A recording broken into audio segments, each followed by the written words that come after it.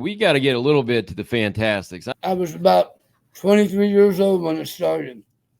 And Okay, I was so working in San Antonio, and I was working for Joe Blanchard, and Bill Dundee and Bill Watts called and put Tommy Rogers and I together in Louisiana as a Fantastic.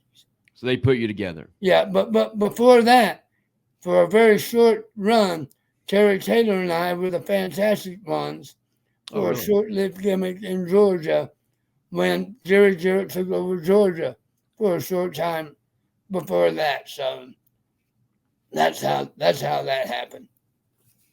And Tommy Rogers and I'm not just saying it because I'm here, but there was something magical about us.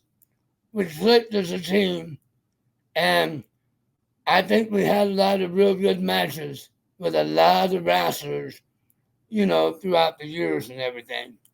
What was good as a team is you guys were basically about the same size. Yes. It yes. wasn't where Ricky Morton had to sell every time, Right. because he's the smaller Right. with Robert. You Right. guys were interchangeable, so you could go Right. back to the same towns and Yes. flip flop the selling. Right. Which That's was exactly right. that was so good the way that was done. Because when you would see Ricky and Robert, you knew Ricky was always going to sell. Okay, I'm back here now.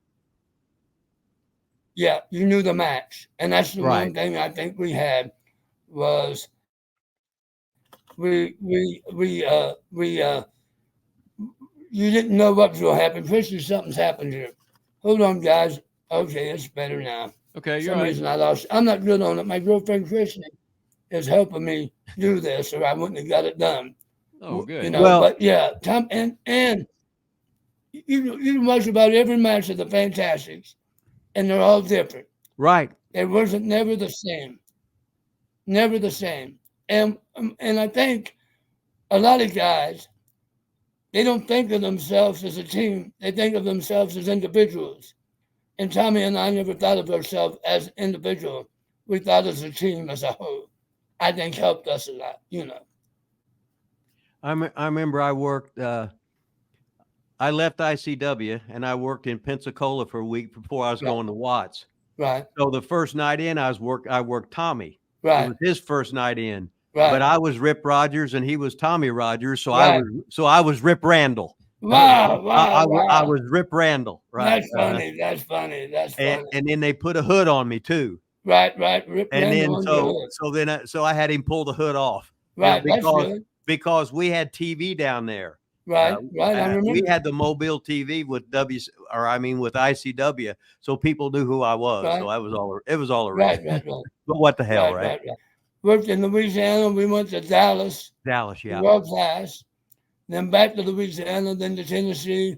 Then back to Louisiana. Oh yeah, I remember you in Tennessee. Then back in Dallas, and then to the WCW, NWA. We went there. So we moved around quite a bit. The way it was supposed to be. You didn't homestead for 10 years there. No. What were you and Tommy's relationship like outside the ring? Well, it was all right. But when you travel with somebody that you're not married to, things happen. And but we had a mutual respect for each other. I mean, what do?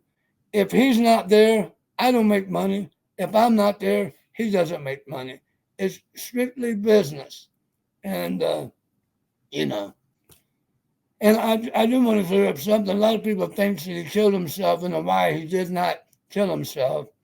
He choked to death. He aspirated, I think is the name of it, or something like that. And, it's terrible. We never know. Rip and I know so many guys that have gone way before their time. Yeah. And sometimes you're shocked when you hear about it. And other times you think, oh my, I seen that coming. But with Tommy, it was bad. I hate that it happened,